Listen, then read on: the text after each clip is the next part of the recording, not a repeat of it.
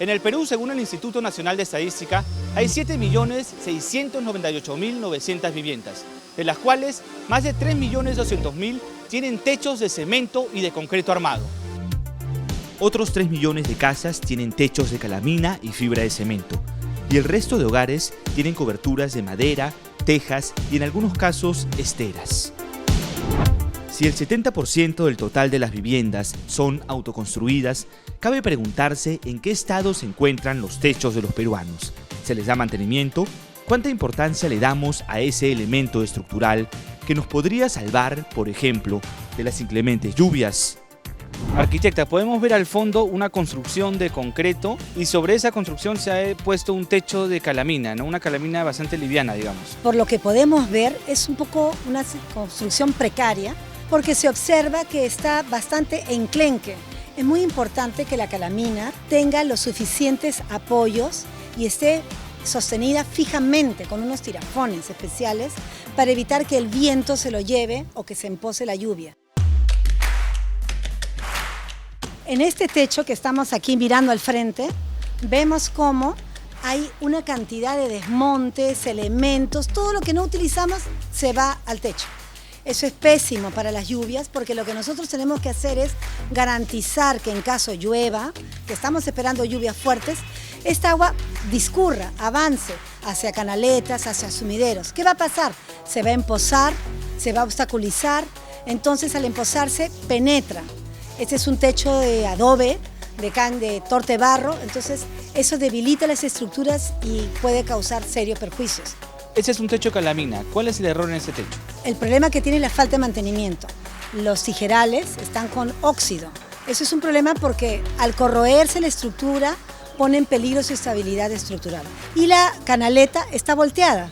Entonces, en caso de lluvia, no va a discurrir el agua de la lluvia por donde debiera ir, sino se va a entrar a la edificación. Hemos reparado que en muchas ocasiones no le damos mantenimiento a estas estructuras, y esto puede ser muy peligroso. Ante todo, es necesario conocer los tipos de techos más comunes. La clasificación es simple. Por un lado están los techos pesados o de concreto, y en la otra orilla se encuentran los livianos, que pueden ser de fibrocemento, tejas, madera o calamina. Mira, en techos de concreto, nosotros usamos mucho ese procedimiento en todo el país. Son losas que se hacen con ladrillo aligerado, estos ladrillos con huecos que vemos, que tienen viguetas de fierro cada 30 centímetros, junto con las viguetas estructurales y vigas estructurales. Todo esto se vacía normalmente y se forma como un solo bloque.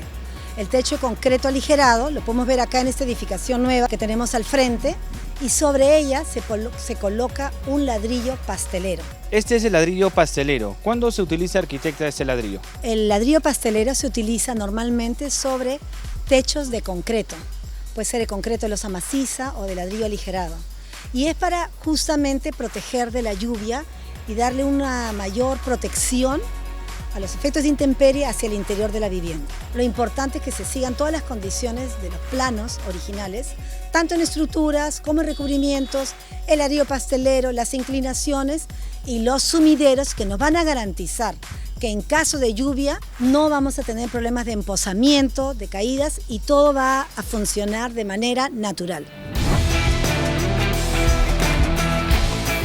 Los techos de concreto se han levantado sobre todo en la capital y en el norte del Perú. Según el INEI, solo en Lima, Arequipa, La Libertad y el Callao hay más de 2.500.000 viviendas con este tipo de cobertura. Para estos techos, los expertos también recomiendan la instalación de sistemas de drenaje.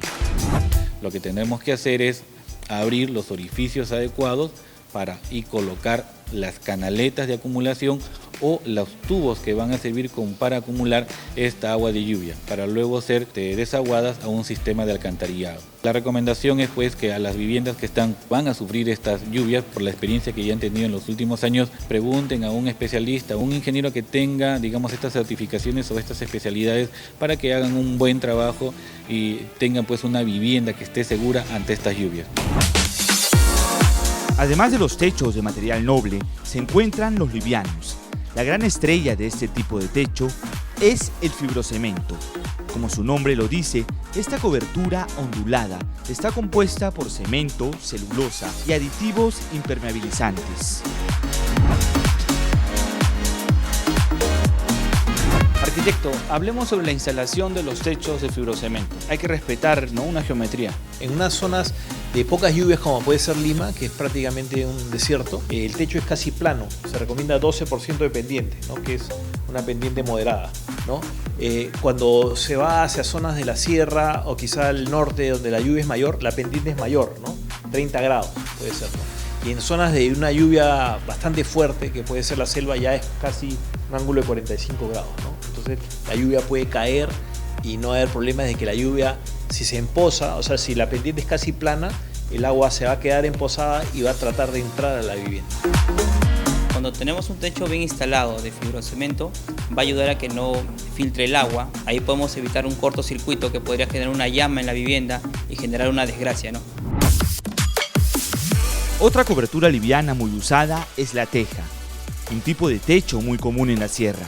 La importancia de una correcta instalación o de la reparación de las tejas podría reducir, por ejemplo, las cifras que maneja el Centro Nacional de Estimación, Prevención y Reducción de Riesgo de Desastres, CENEPRED.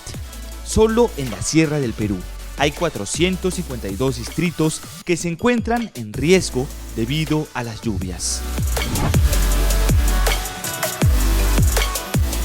En la Sierra del Perú la gente construye mucho con adobe y con quincha. ¿Qué tipo de techo se recomienda ahí? Podemos seguir hablando de los techos tradicionales de madera con tejas, porque ahí hay dos aspectos muy importantes que cumple este tipo de techo. Bueno, primero, por la inclinación de este techo, desagua rápidamente las aguas de lluvia, y también sirven para mantener un confort térmico dentro de la vivienda.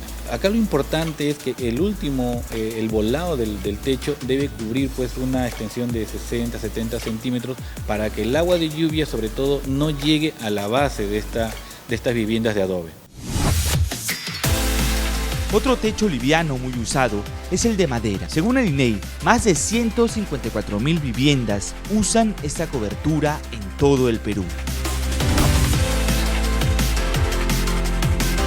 Nosotros tenemos en la selva, zonas tropicales y la zona norte del Perú, como por ejemplo las playas, Máncora, Entumbes, Piura, etc., abunda el bambú. Entonces nosotros utilizamos para techar el bambú como viga estructural. Luego tenemos el carrizo, la caña partida, ¿no?, de manera transversal, y sobre ella se acostumbra a poner, por ejemplo, mangas de polietileno, que es lo que comúnmente conocemos como estos rollos de plástico azul transparente que impermeabilizan, y como acabado final se colocan hojas grandes de plátano, de los materiales que hayan en el lugar. Esto se ve muy pintoresco, es una arquitectura sostenible y que sí nos permite protegernos de la lluvia. La construcción, instalación o remodelación de un techo requiere ser comandada por un ingeniero o un arquitecto. Solo estos expertos determinarán cuál es la cobertura más conveniente de acuerdo al clima y al suelo. Construir bien es acudir a los profesionales del rubro. Solo así se levantan casas seguras y duraderas.